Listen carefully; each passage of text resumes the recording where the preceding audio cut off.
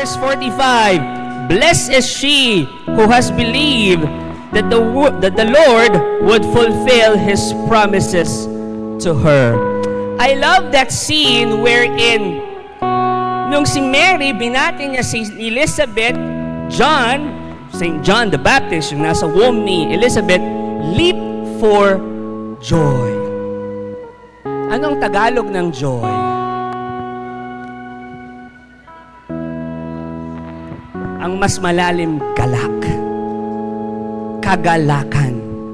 Tignan mo yung katabi mo kung may kagalakan. Kung nakangiti. Kasi kung nakasimangot yan, advance na siya para sa Holy Week. Pasko pa po, ha? Pasko pa. But, here's the thing. The baby in the womb leaped for joy.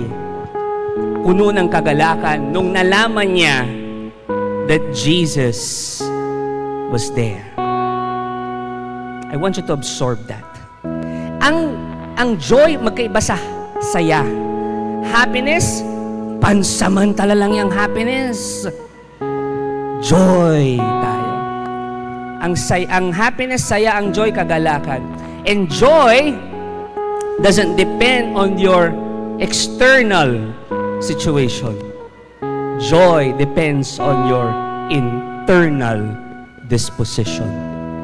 Ibig sabihin, ang saya, masaya ka kasi magandang nangyayari sa sitwasyon mo, that's saya. Pero paano pag hindi na maganda? Malungkot ka na. Pero kapag masaya ka pa rin, kahit hindi maganda ang nangyayari sa buhay mo ngayon, kahit punong-puno ka ng problema, my dear brothers and sisters, that is joy. That is joy. Okay lang mas laliman ko pa. Lalaliman ko pa ng konti. Okay lang? And the joy doesn't come from the situation. Joy comes from not the chicken. Joy comes from Jesus. Only. Take note of the word. Only Jesus.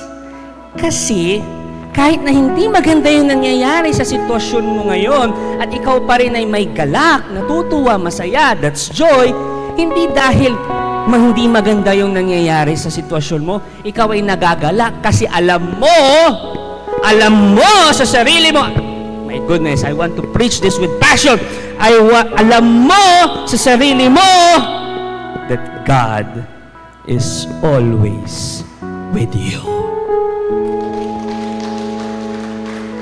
Kaya may galak na kahit na may utang ka ngayon, baon ka sa utang, kahit na mahirap ang buhay, kahit na yung kamag-anak mo may sakit, kahit na ngayon bumagsak ka sa exam, kahit na ngayon nawalan ka pa ng trabaho, Paskong Pasko, you are still joyful because Emmanuel, God is with you always. Always. You are joyful because of Jesus. Pansinin mo, pag may pinagdadaanan ka, okay lang ba medyo tatayo kayo ng konti lang naman, mga ilang minuto lang naman, mga 10 minutes, and 25 days. Ano yung sinasabi ko? Pansin nyo, kapag may problema ka, and then magdadasal ka, and you will think about Jesus, di ba gagaan ang pakiramdam mo? Because it reminds you that the God who is all-powerful, the God who is almighty, the God who is mapagmahal at mapagbigay, kasama mo. So bakit ka mangangamba? Bakit ka mangangamba? If you feel na, Brother Pars, problemado ako sa finances ko, parang wala akong nare-receive, you have a God who is mapagbigay and He will bless you. Believe me. God is with you. One last input, thought na gusto kong i-share sa inyo. Mary, bakit the baby in the womb of Elizabeth, bakit natuwa, nagalak? Kasi dumating si Jesus. Now here's the thing. Sino ang nagdala kay Jesus, kay Elizabeth? It was Mary. Kaya nagalak yung baby kasi dinala, isinare, ibinahagi si Jesus sa kanya. Now, ito ang hamon sa ating lahat. This season of joy, this Advent season, Christmas season, I want you to share joy. Share Jesus. Lalo na paglabas mo ng city mall, maraming nangangailangan dyan. Share Jesus. And hindi lang dapat ikaw ang nakakaramdam ng joy.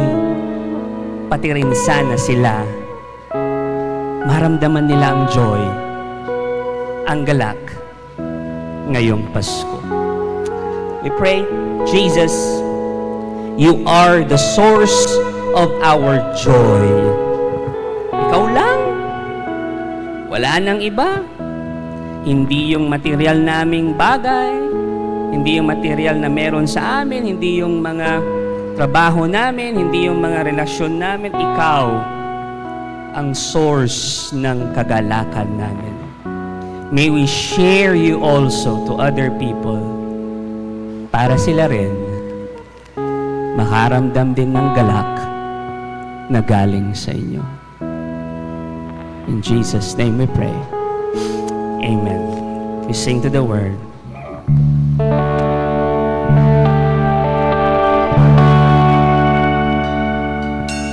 Thy word is a lamp unto my feet and a light unto my path.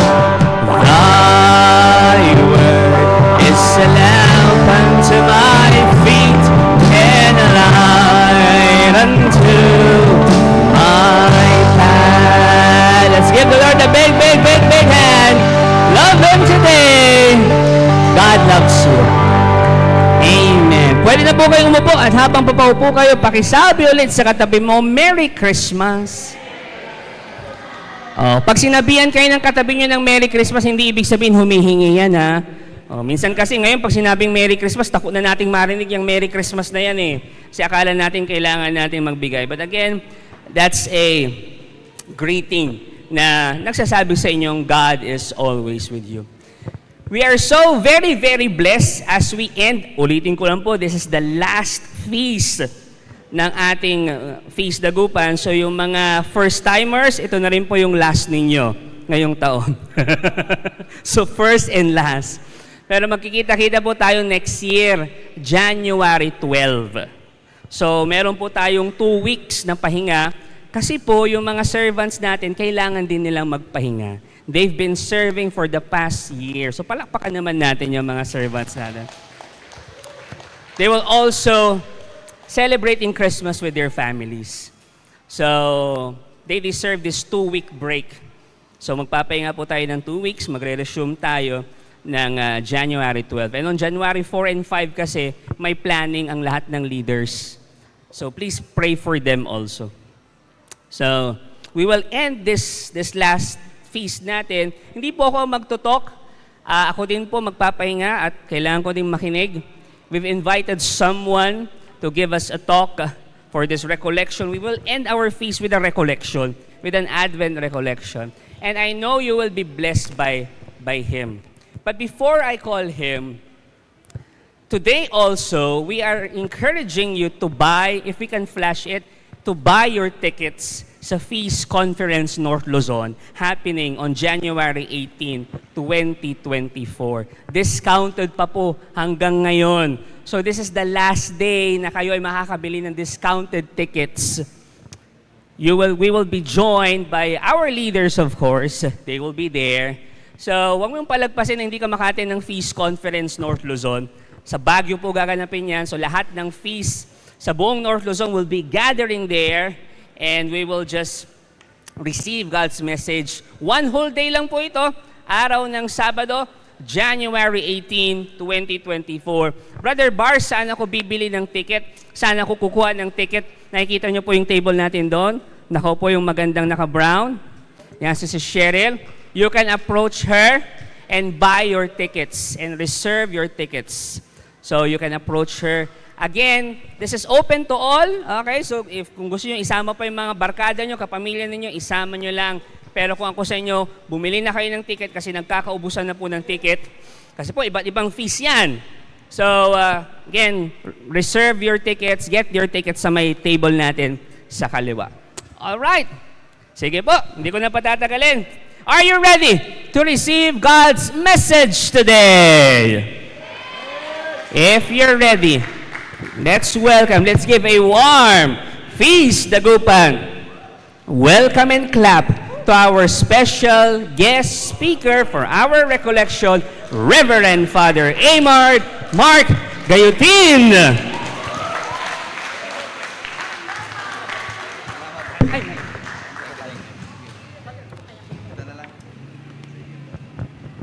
Hello po, magandang umaga po sa ating lahat. God is good all the time. God is good. Ayan, no? So ako po ay naimbitahan to share with you, no, the Advent recollection for all of you.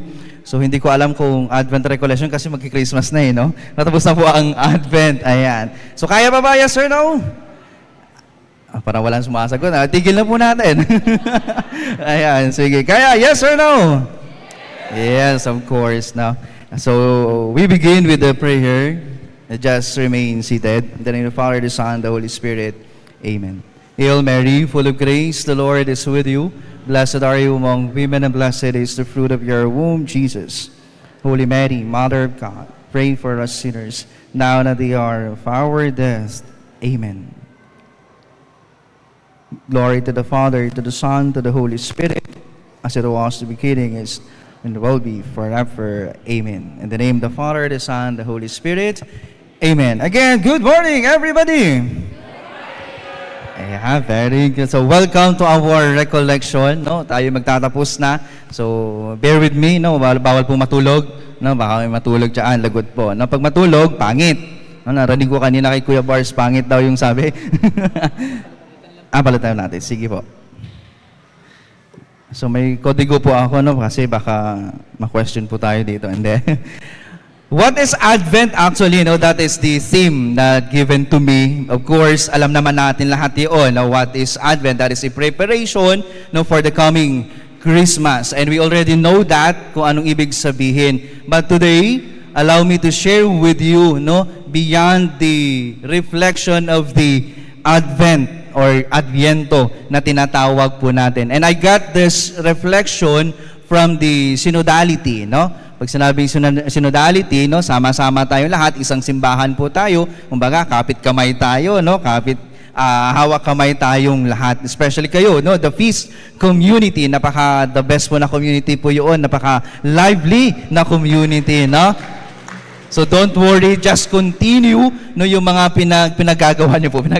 ginagawa niyo po dahil nakaka-inspire po tayo ng ibang tao. Ika nga, hindi naman lahat ay mapipilit, but we continue serving and loving God because God is love, no? Dahil mahal pa rin tayo ng ating Panginoon. And three things that I'd like to share with you with our recollection this day, with our Advent recollection. Again, I got this from the synodality. First is Advent is communion.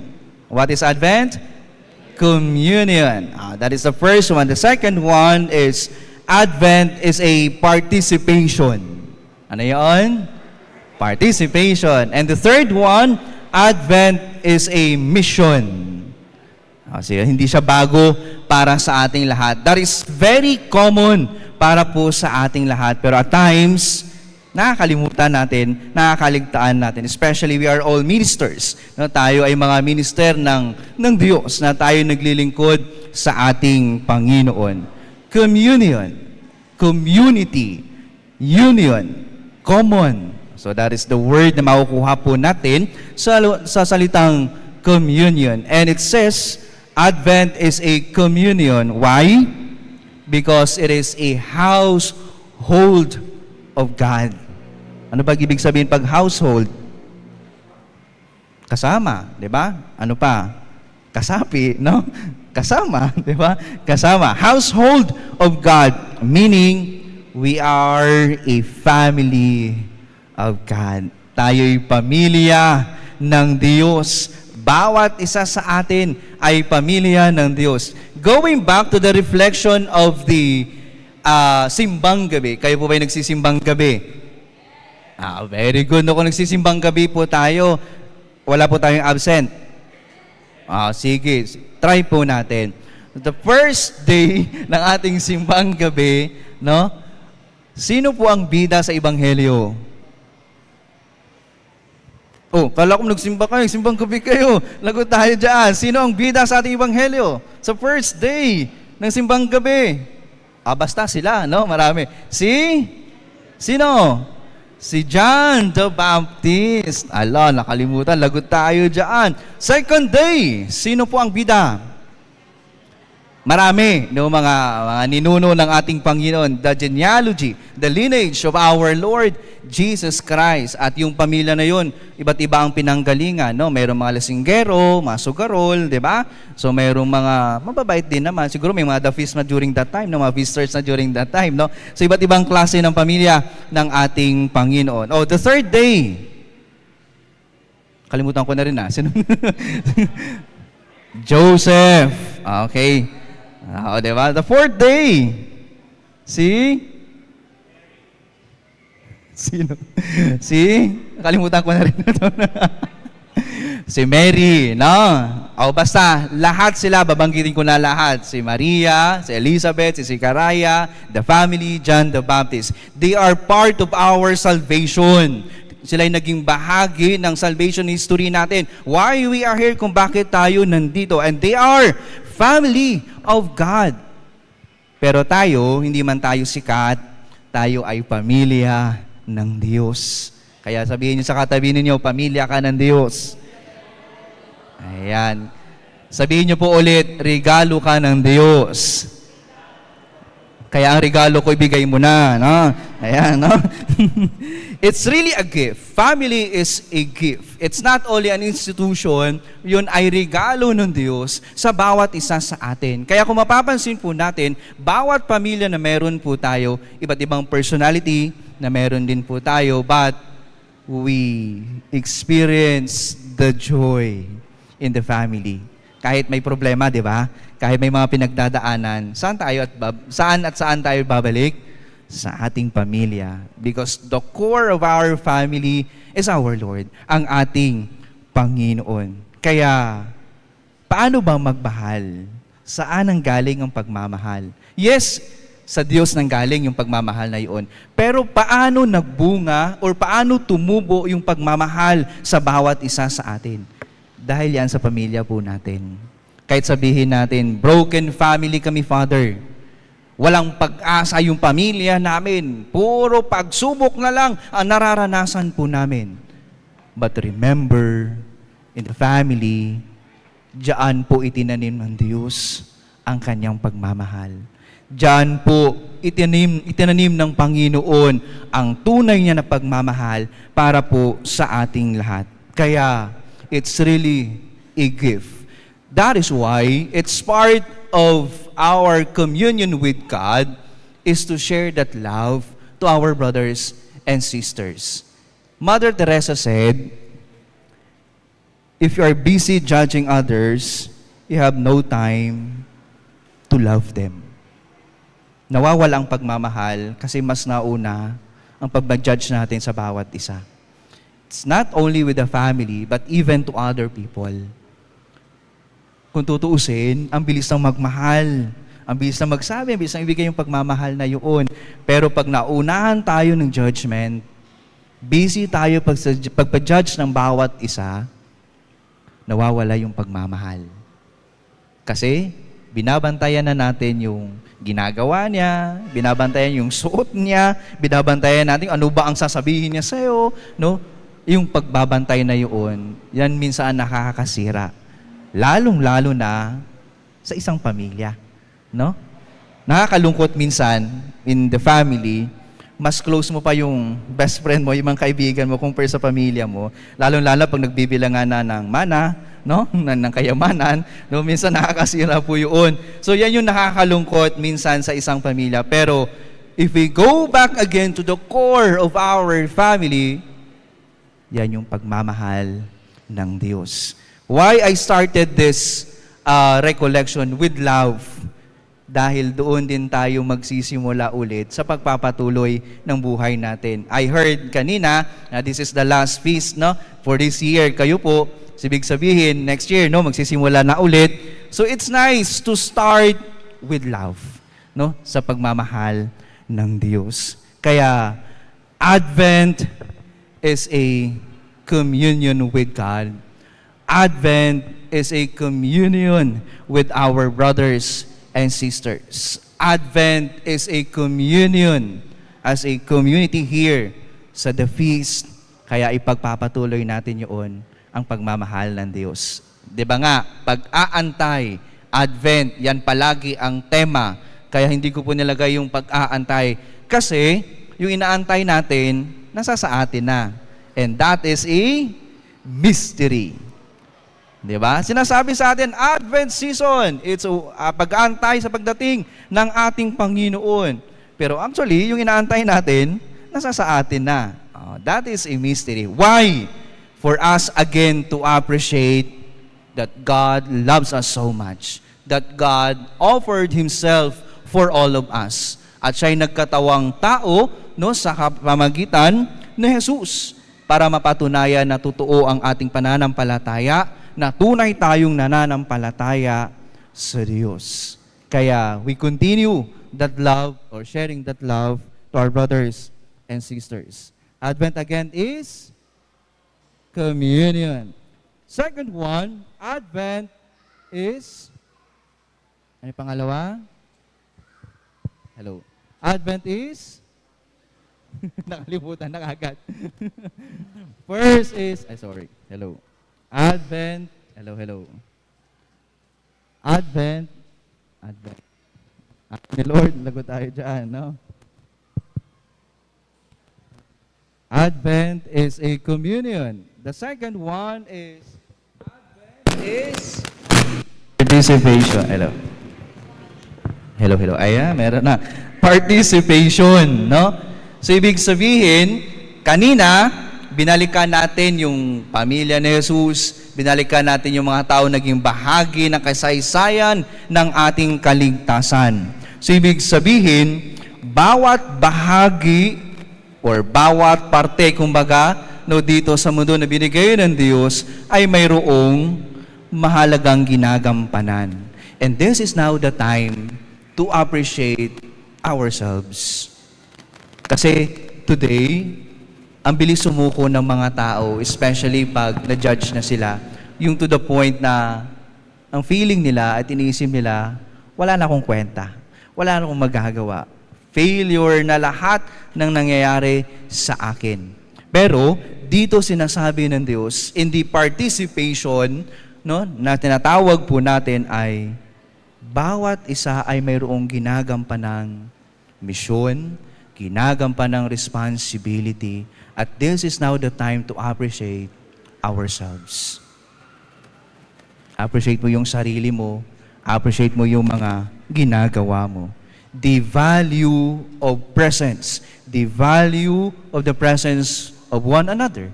The value of giving ourselves to others.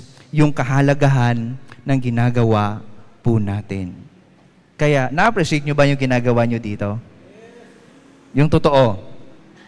Kasi, kuya, ayan dito sumasagot, no? Lagot tayo dyan. Baka napipilitan lang ito mga Yes, of course, no? Dapat nakita natin yung kahalagahan na ginagawa po natin. Kasi ang tao, it's easy to give up, especially na isa lang naman nakikinig sa akin. Wala namang sumusunod na sa akin. Hindi lang nakikita yung ginagawa ko. Hirap na ako sa mga ginagawa ko. Lalo-lalo yung sa mga kabataan, sa pamilya, I don't know kung na-experience nyo yan, pag hindi nyo na-appreciate yung mga anak nyo, yung mga bata, nagtatampo ka agad. Worse nga, naglalayas pa. No? Ayaw na umuwi ng bahay kasi sinasabi nila, mas masaya pa ako sa classmate ko, mas na-appreciate niya pa yung ginagawa ko. Pero sa bahay, walang nakakapansin sa akin. Mas more pa na binibigyan ng pansin ng mga taong ito na hindi ko kapamilya, na hindi ko kilala, kaysa mga tao sa bahay na kung saan walang pakialam sa akin. May mga pangyayaring ganun, pero sino ba unang maka-appreciate sa sarili natin? Tayo din. Yan ay magbibigay ng lakas sa atin. Yan ang magbibigay ng inspirasyon sa ating lahat. Sana we learn now to appreciate ourselves. Because today, God Himself, telling us, may halaga ka. Telling us today, mataas ang value mo. Telling us, God, today, sobra-sobra yung ginagawa mo. Kahit sabihin ng ibang tao, maliit lang yan, kaunti lang yan. Pero God Himself tells us today, may halaga ka sa pamilya mo, sa ginagawa natin, may halaga ka sa mundo. Sana, my dear brothers and sisters, yun po ang bibigyan natin ng pansin sa paglalakbay natin. Lalong-lalo tayo na nagsiserve tayo sa bawat isa. It is a participation in the mission of God, that God entrusted us a mission.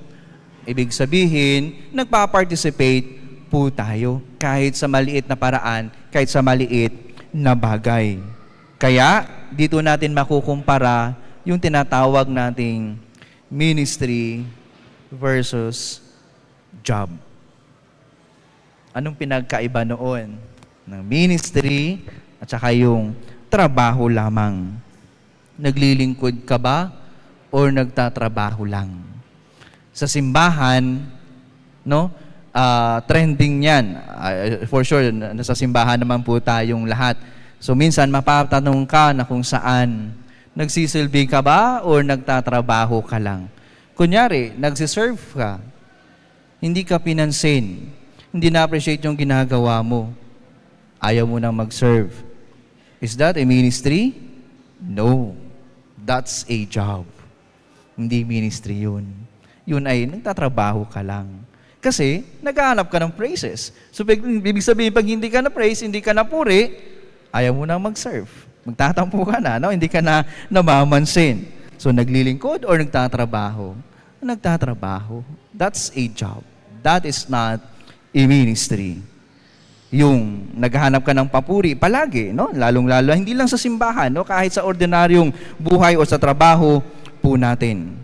Pangalawa, pag hindi ka excited sa ginagawa mo, that's not a ministry. That's a job. Kunyari, pagpunta mo ito sa the feast, napipilitan ka lang. That is not a ministry. That is a job.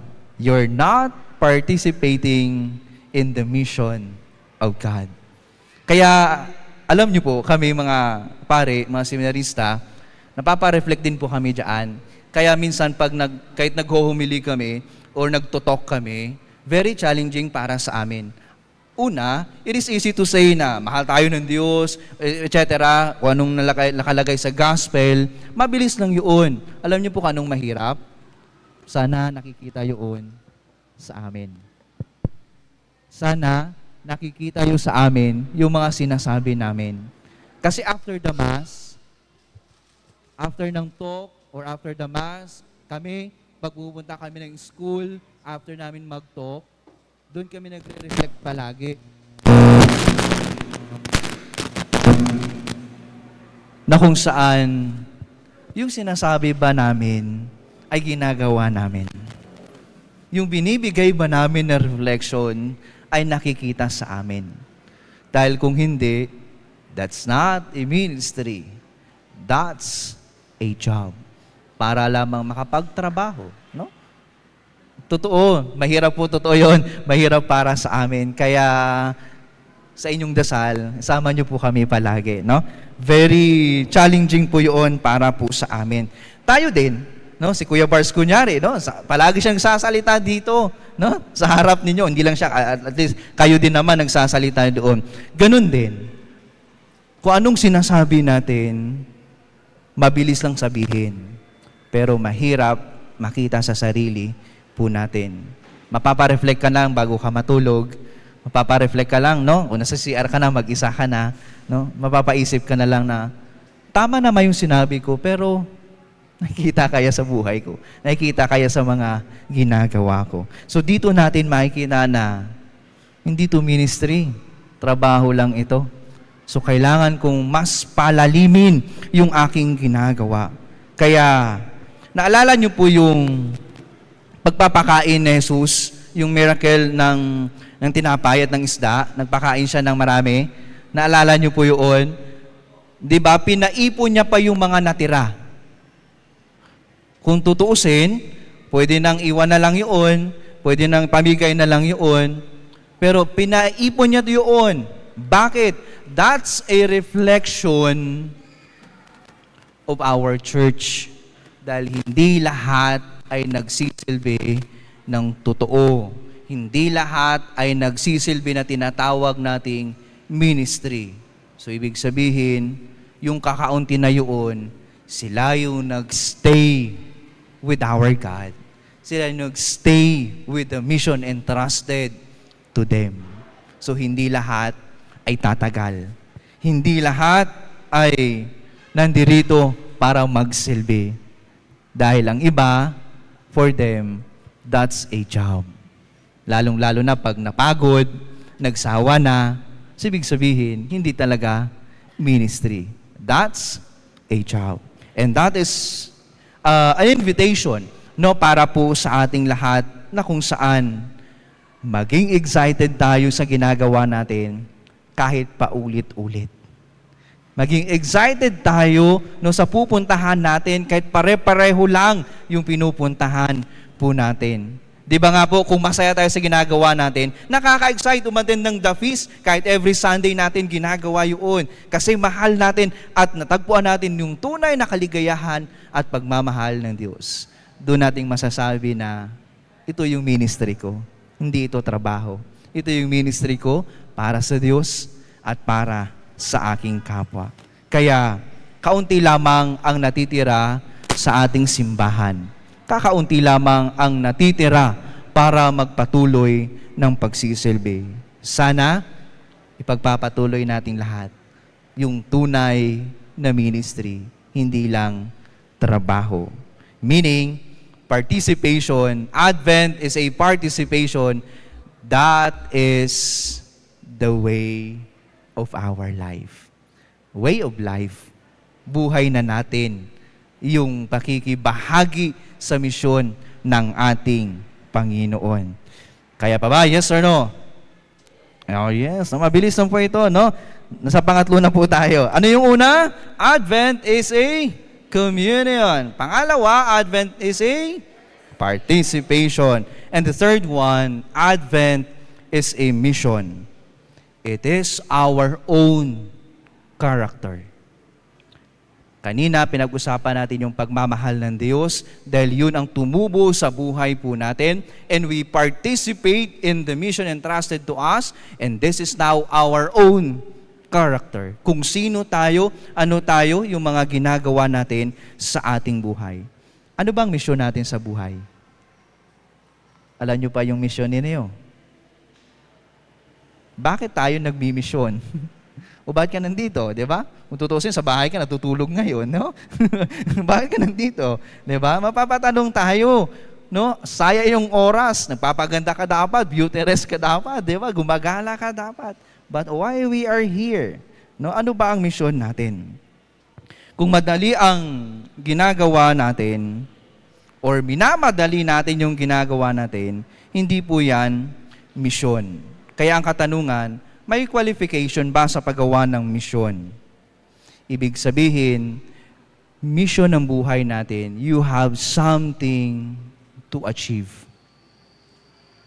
Kung sa ginagawa po natin, Pag hindi natin nakita yung worth, big sabihin, hindi yan mission.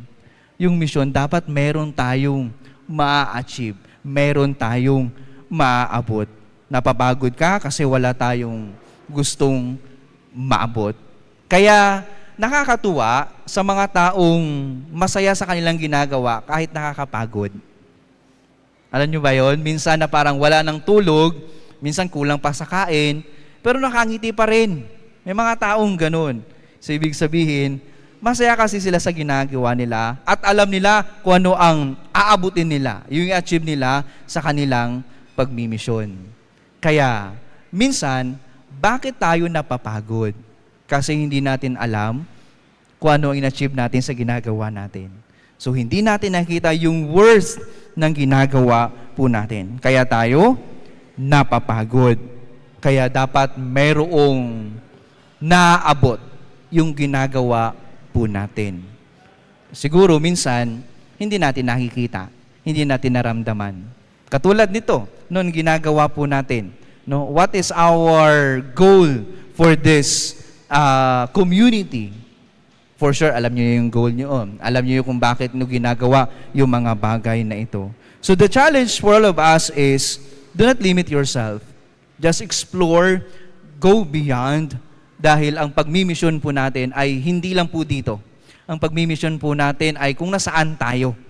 Hindi lang yan sa lugar, kundi nasaang situation tayo or nasa anong klaseng tao yung mga kasama po natin. Kaya don't limit yourself. Just go beyond. If God calls you to a mission, explore. No? Huwag kang tumigil mag-explore. Dahil pag nagtumigil tayo mag-explore, tumigil na rin tayo, no? Na kung saan ayaw na nating matuto. Because, remember this, God will empower you. God is always there for you. Para hindi tayo mapagod. Maging mindset natin, God will empower us. God will guide us. And God will help us in our lives sa ating paglalakbay. Bawat misyon ay may goal. Bawat misyon ay may plano. Kasi hindi habang panahon, nandito tayo. Hindi habang panahon, buhay pa tayo. Hindi habang panahon, andito ka, nakaupo. Hindi habang panahon, kakanta ka pa rin dyan. Hindi habang panahon, magsasalita ka dito sa gitna. Kaya, habang humihinga pa tayo, no? Habang buhay pa tayo, explore. Don't worry. God will empower you. Hindi ka pababayaan ng Diyos. Dahil andyan siya sa atin para palagi nasamahan po tayo. Dati, ganun din po ako, ang bilis ko pong sumuko. Lalong-lalo na parang hindi ko nakikita yung halaga ng ginagawa ko. No, especially nung sa seminaryo pa po kami, alam niyo po yung buhay na paulit-ulit lang. Gising, siyempre ligo, prayers, kain, aral, dasal, linis, kain, tulog. Tapos kinaumagahan, ganun ulit. Next day, ganun ulit. Nakakasawa kung titingnan po natin. Pero, siyempre, nung tumagal na sa seminaryo, no, doon ko na-realize na marami palang nangyari sa buhay ko na minsan hindi ko nakikita. Marami pala akong nagawa na akala ko wala akong nagawang maganda. Marami pala akong naiambag no, sa seminaryo. Marami pala akong natulungan ng mga tao na hindi ko alam. Kaya, I realize I need to explore. Huwag magstay sa comfort zone po natin. Kasi kung magstay tayo sa comfort zone po natin, wala talaga tayong matutunan. Dahil sarili lang natin ang iniisip po natin. And today, with this reflection, napareflect din ako na, totoo nga naman, hindi si Father Amard ang nagsasalita. Hindi si Father Amard ang nagmimisa. Hindi si Father Amard ang gumagawa ng mga bagay-bagay. Because God is always there, empowering me, guiding me in my mission. Kaya tayo, no, huwag tayong tumigil. Huwag tayong sumuko. Sa ordinaryong buhay po natin, sana yun yung maalala natin na hindi tayo nag-iisa sa ating paglalakbay. And lastly, no, na kung saan we go to the reflection of Advent going to Christmas, and of course, after Christmas, going to Lenten season. So, ibig sabihin, no? Ordinary time, no? Siyempre. No? Pero sa Lenten season, ibig ko pong sabihin, huwag nyo pong i-separate yung pagiging sanggol ni Kristo, yung sa pagiging tao niya sa krus. It's the same man. It's the same God. It's the same love of God to each one of us. Kaya don't separate yung sanggol na Kristo doon sa Kristo na kabayubay sa krus. Inalay niya ang kanyang buhay para sa ating lahat dahil sa kanyang tunay na pagmamahal. Kaya remember the words of Mother Mary in participating in the mission of God. Anong sabi ni Mother Mary? Lord, di pala Lord, no? Behold, I am the handmaid of the Lord. That is a motivation na ginawa tayo ng Diyos at nilagay tayo ng Diyos dito to continue His mission. Kaya, sino ba tayo para magreklamo? Huwag tayo magreklamo. No, nilagay lang tayo ng Diyos dito. Tayo instrumento ng Diyos na magpatuloy ng kaniyang mission. Ano pang sinabi niya? May it be done to me, may it be done according to your word. Ibig sabihin, ang kalooban pa rin ng Diyos. Ang kalooban pa rin ng Diyos ang nasa sa atin. Kalooban pa rin ng Diyos ang susundin po natin. And the third words of Mary is, do whatever He tells you. And that is commanding us to continue the mission. Hayaan ninyo ang Diyos ipagkaloob ang kanyang pagpapala sa pagpapatuloy natin ng misyon. Nagbibigay tayo kasi naramdaman natin yung tunay na pagmamahal. Kaya ibabahagi natin yun sa ating pagmimisyon, ang pagmamahal ng Diyos, ang kaligayahan ng Diyos. Again, sino ba tayo para magreklamo? Tayo ay nilagay ng Diyos para ipagpatuloy ang kaniyang misyon. Kaya nga, sa amin, sa seminaryo, naging kasabihan namin ito, pag magbibigay ka, lubos-lubusin mo na. Pag magbibigay ka, itodo mo na. No? Huwag ka nang mang-iwan. Bakit? Dahil mas higit pa ang ibibigay ng Diyos sa iyo. Higit pa ang pagpapala ng Diyos na ibibigay para sa ating lahat. My dear brothers and sisters, this Advent season, it's about synodality, of course, because we are pilgrims, journeying one another, because Advent is communion, Advent is a participation, and Advent is a mission. In the name of the Father, and of the Son, and of the Holy Spirit, Amen. God bless you.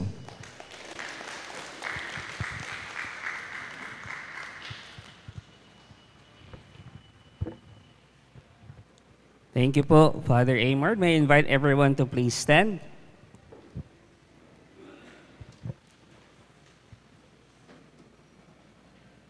We end this feast, and as we come into worship,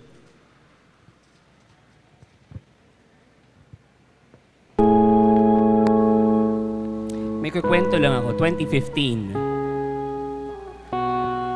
ito yung panahon na merong bagyong Yolanda, lakas na bagyo. May nabasa kong article, ganda ng kwento. Yung lalaki nawalan ng trabaho. And he was really, really devastated. Nawalan ng trabaho. That time, meron siyang binubuhay na pamilya. And then, merong news, nagkaroon ng bagyo, yung Yolanda. On the news also, I don't know if you're familiar with this news. Merong isang lalaki na walang lahat. Bahay,